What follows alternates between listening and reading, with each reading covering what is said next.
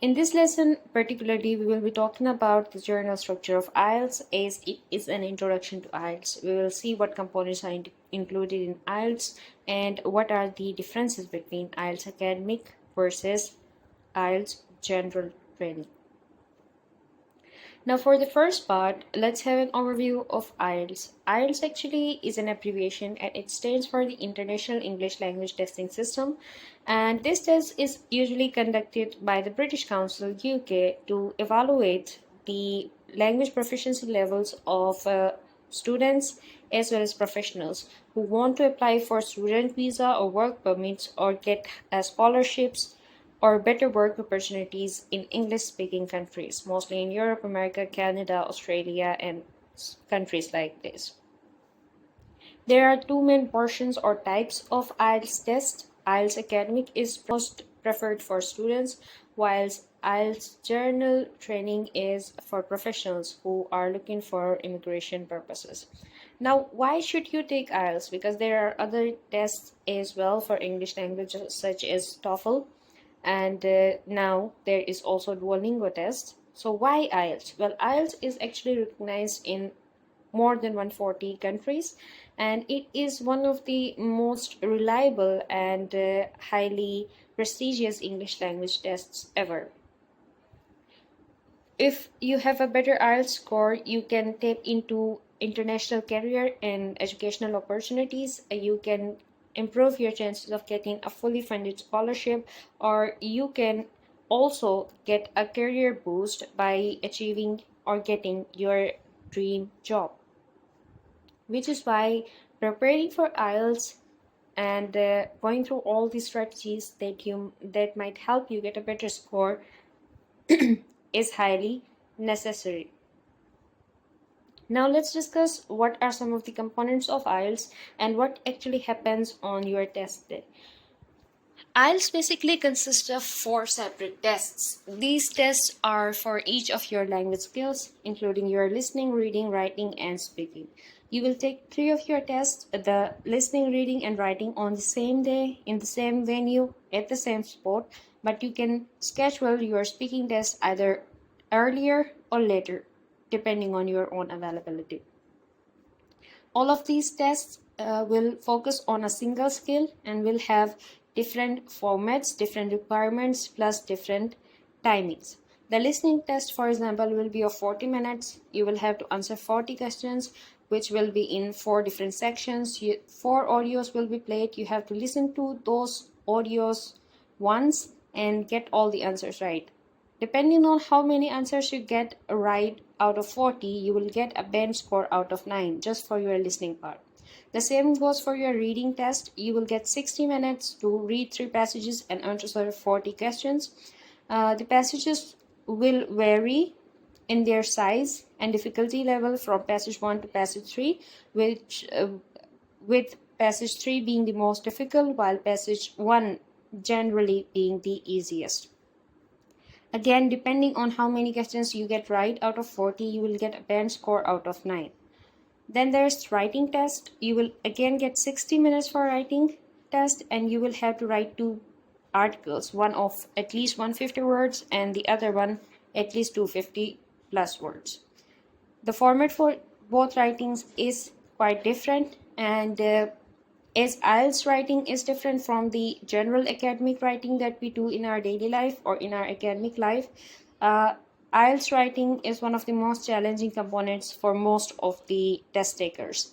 And this is also one of the components for which you actually have to prepare a lot, because it tests your grammar, your vocabulary, and your use of language all in one. Then there's your speaking test. Speaking test is mostly from 10 to 15 minutes. During your speaking test, you will be in conversation with an examiner, either face-to-face or online, and you will have a conversation on various topics. The examiner will ask follow-up questions and you will have to answer accordingly. The more elaborate your answers are, the better score you will get. For each component, you will get a band score out of 9, and aggregate will be your overall IELTS score. Now let's explore some of the major differences between IELTS academic and IELTS general training. Which one is better for you? If you're a student and if you are taking IELTS, or if you are planning on taking IELTS for scholarship or educational purposes, IELTS Academic is the one for you. It is mostly required for student visa, scholarship admission, and university admission. IELTS general training, on the other hand, is for professionals and workers who want to get better career opportunities abroad and are applying for permanent residency or work permit. Sorry. IELTS academic and journal training are similar in certain ways. The only difference is in their writing and reading portions. Academic writing and reading are more focused on academic texts and topics. You will be reading texts from journals, books, and write about topics related to educational content. On the other hand, for the general training test, you will be reading letters from business world, including letters, workplace documents, and as such, and you will write on topics that are relevant to your workplace or the business world. That is the major difference between these two. Now, the $1,000,000 question: how to prepare for IELTS? The first thing that you have to do is you have to understand IELTS test format, which you have already done as we have discussed. The next best thing you can do is take a mock test. Depending on your scores of the mock test, you will know which skills you need to work on more and what skills you already have enough proficiency in. If, let's say, you already have a bench score of 7 in listening, you might want to focus more on your writing or speaking skills, where you might get a bench score of 5 or 6. Depending on the results of your mock test, you should practice each skill separately and then also track your progress and get feedback wherever and whenever you can. Now, here are some free resources that have helped me and that can help you as well. The British Council website is one of the best resources that you can avail. It has mock tests, practice sessions, and guidance videos and everything that you would need. Similar is the IELTS.org website, where you can get official test material. Then there is YouTube channels and mobile apps, but not every channel will be authentic enough to be followed.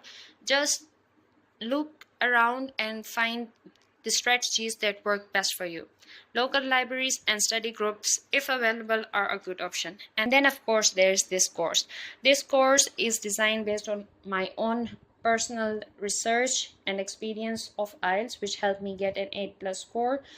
Now, what you will learn in this course will have a detailed breakdown of all 4 components. We will have a lesson about listening, reading, writing, and speaking, where we'll discuss different strategies, tips, how to prepare, and where to get mock tests, etc.